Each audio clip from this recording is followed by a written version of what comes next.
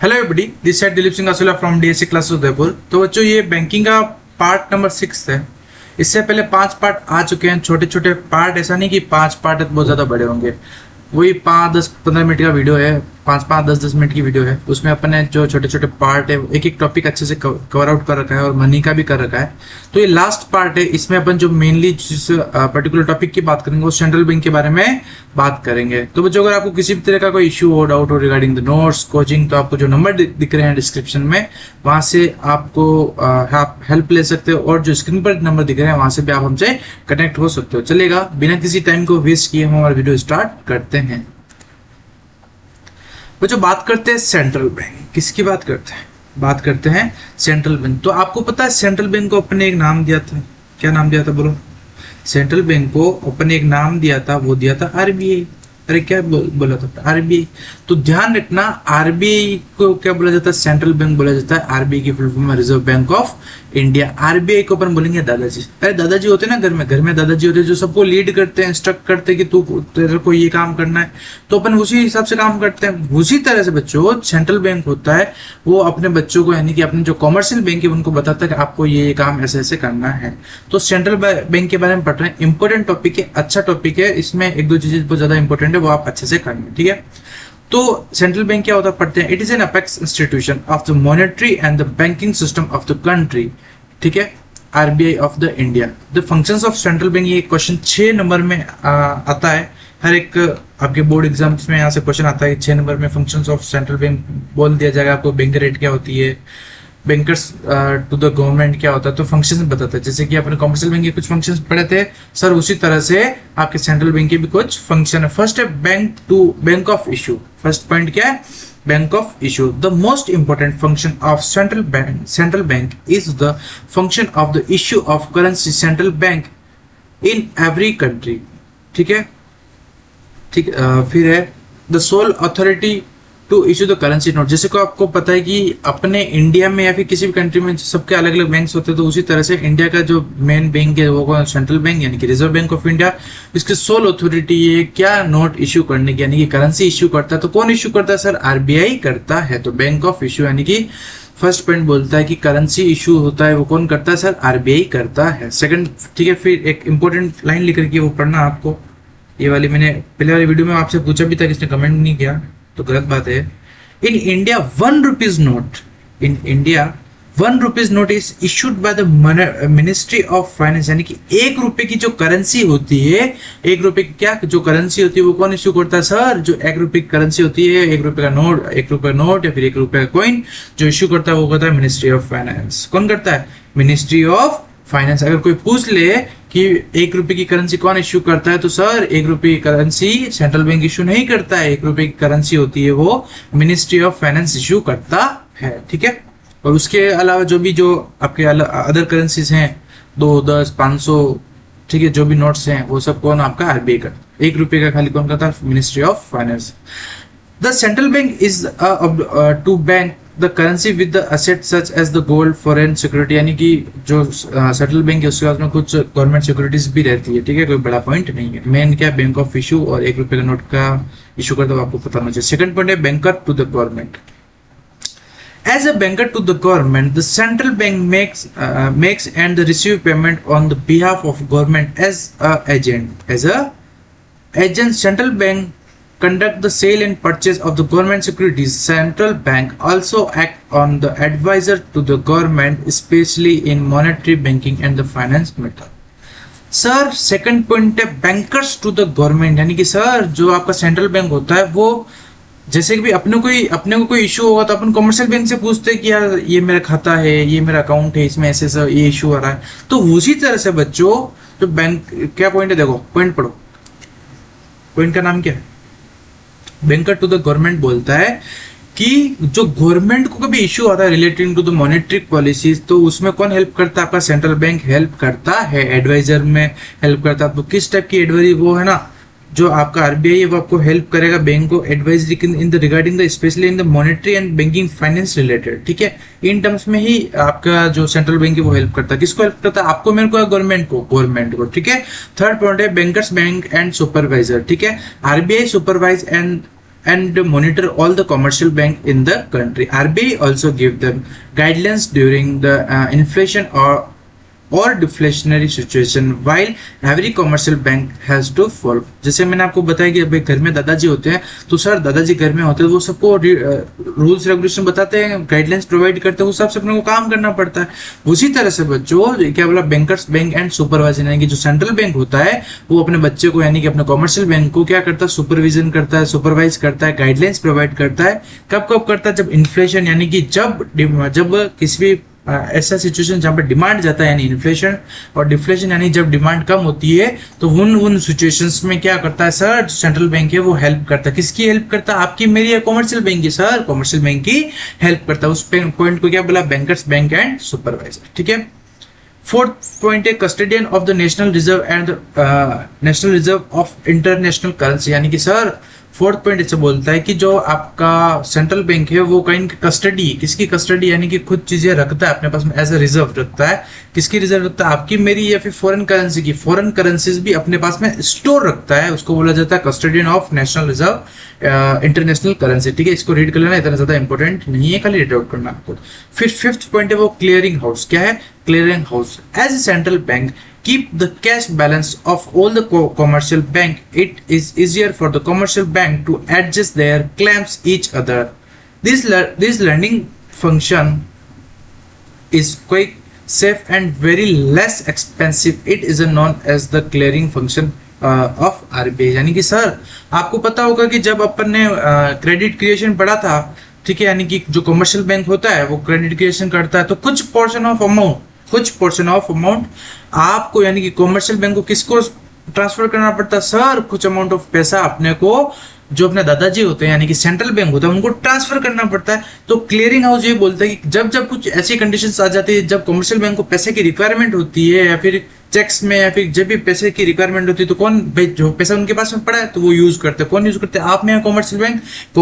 तो वो पैसा कहाँ से लेते हैं, वो पैसा लेते हैं RBI से या फिर आपका सेंट्रल बैंक से, ठीक है।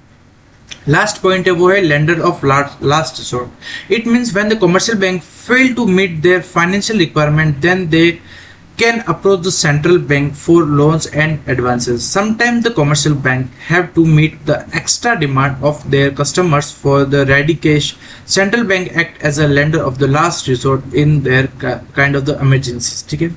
लेंडर ऑफ लास्ट रिसोर्ट का मतलब होता है कि सर जब कॉमर्शियल बैंक को अपने कस्टमर के लिए कुछ अलग से कुछ फैसिलिटीज प्रोवाइड करनी पड़ती है या फिर अलग से कुछ एडिशनल कैश देना पड़ता है, ज्यादा कैश देना पड़ता है, ठीक है।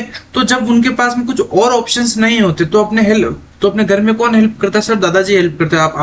आप दादाजी के पास में जाओगे, दादाजी मेरे को ये चीज चाहिए, तो दादाजी करेंगे हेल्प, सीधी सी चीज है। तो उसी तरह से बच्चों जब कॉमर्शियल बैंक को रिक्वायरमेंट होती है रिलेटिंग टू द फाइनेंस या फिर एडवाइजर की, तो जब कोई साथ नहीं देता तो कौन साथ देता है, सेंट्रल बैंक देता है। कौन साथ देता है, सेंट्रल बैंक। उस पॉइंट को क्या बोला, लेंडर ऑफ लास्ट रिसोर्ट, ठीक है। एक बार फटाफट रिकैप कर लेते हैं बच्चों, क्या क्या पढ़ा।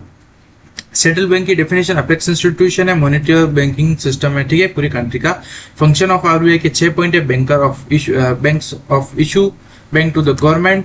फिर थर्ड पॉइंट है बैंकर बैंक एंड सुपरविजन या फिर supervisor, custodian of the national reserve of international currency, फिर एक क्लियरिंग हाउस एंड लास्ट है लेंडर ऑफ लास्ट रिसोर्ट। यहाँ पर आपका फंक्शन ऑफ सेंट्रल बैंक होता है खत्म। फिर बात करते हैं क्रेडिट क्रिएशन कौन करता है बच्चों, क्रेडिट क्रिएशन करता है कॉमर्शियल बैंक, लेकिन क्रेडिट कंट्रोल करता है RBI या फिर सेंट्रल बैंक, ठीक है।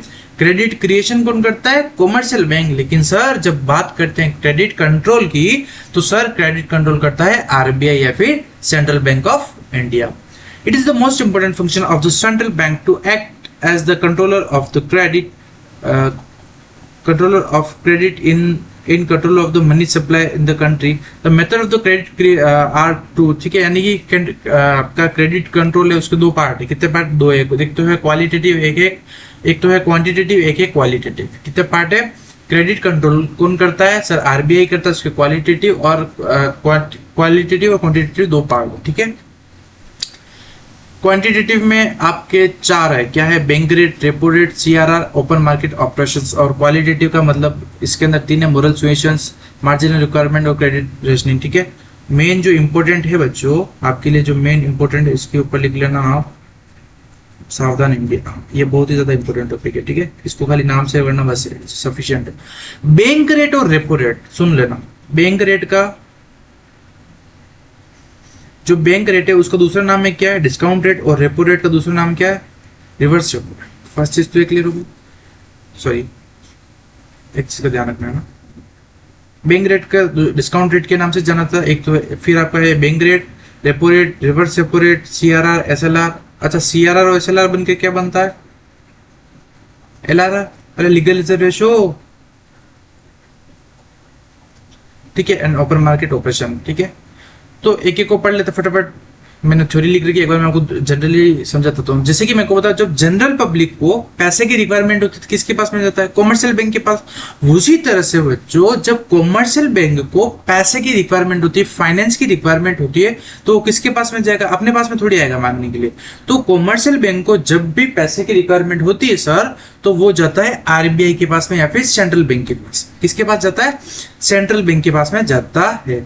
जब भी कॉमर्शियल बैंक को कुछ पैसे की रिक्वायरमेंट होती है सर, तो वो किसके पास में जाएगा, वो जाएगा सेंट्रल बैंक के पास में, ठीक है। तो जब शॉर्ट टर्म के लिए जाता है उसको रेपो रेट बोलते हैं, जब लॉन्ग टर्म के लिए जाता है उसको बैंक रेट बोलते हैं। जब भी कॉमर्शियल बैंक को पैसा चाहिए लॉन्ग टर्म के लिए उसको बोलेंगे बैंक रेट। जब कॉमर्शियल बैंक को शॉर्ट टर्म के लिए, कुछ शॉर्ट टाइम के लिए, पर्टिकुलर पॉइंट ऑफ टाइम के लिए उसको पैसा चाहिए, उसको बोलेंगे आपका रेपो रेट। और सीआरआर एसएलआर आपने पढ़ रखा है, सीआरआर यानी कुछ पोर्शन ऑफ अमाउंट जो कॉमर्शियल बैंक ट्रांसफर करता है किसको, अपने दादाजी को, यानी सेंट्रल बैंक को, उसको सीआरआर बोलते हैं। एसएलआर यानी कुछ पोर्शन ऑफ अमाउंट जो कॉमर्शियल बैंक अपने पास में रखता है उसको एसएलआर बोलते हैं।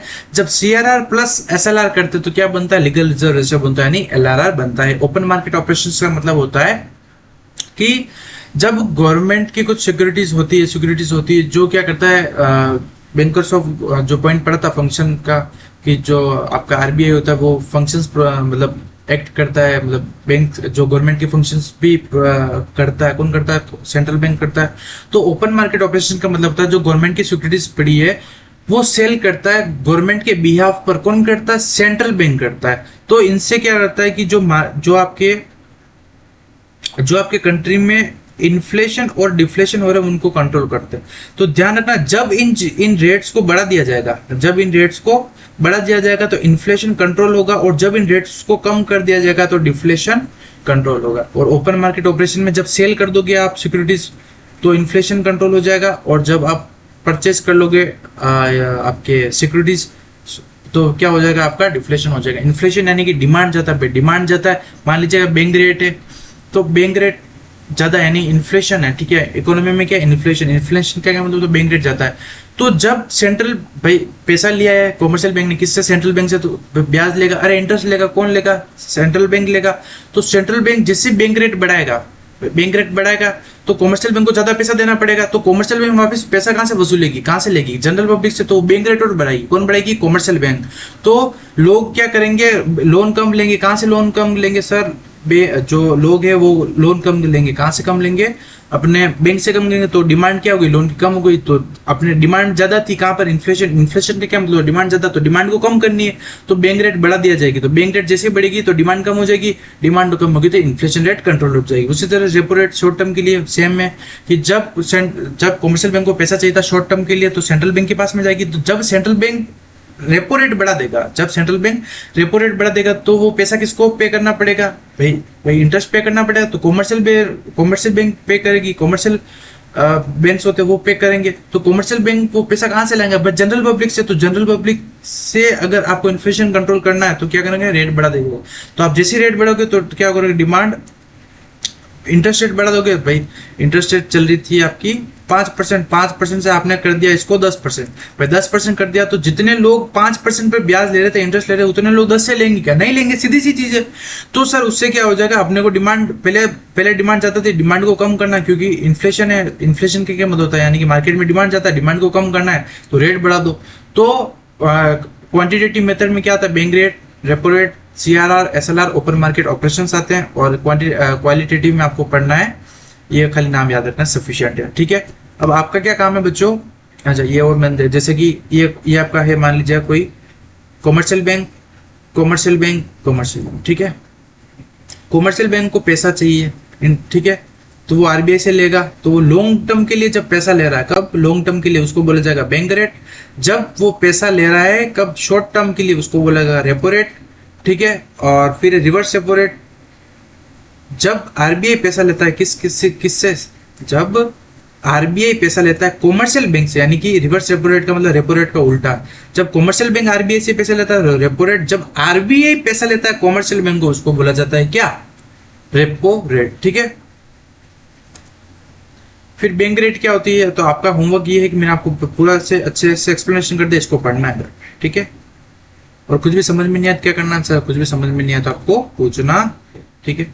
ये पूरा अच्छी तरह से आपको पढ़ना है। एक भी चीज आपको, सब चीजें अच्छे से समझ में आ जाएगी ना, सब चीजें अच्छे से करना है। ये सारे पॉइंट्स आपको अच्छे से करने, ये वाले।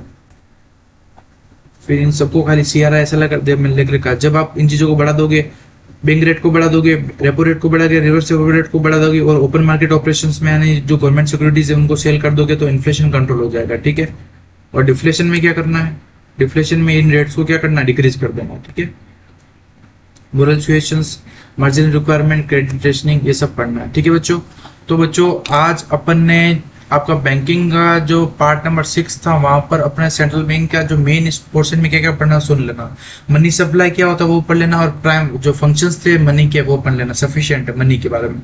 बैंकिंग के अंदर कॉमर्शियल बैंक के फंक्शंस और सेंट्रल बैंक के फंक्शन, क्रेडिट क्रिएशन कैसे होता है वो फॉर्मूला देख लेना, और आपका क्रेडिट कंट्रोल कैसे होता है वो देख लेना। उसके अंदर क्वांटिटेटिव वाले जो bank rate, repo rate, reverse repo rate, ये ही करना है, इसके अलावा आपको कुछ नहीं करना है। एक बार मैं लिख लेता हूँ, देखिए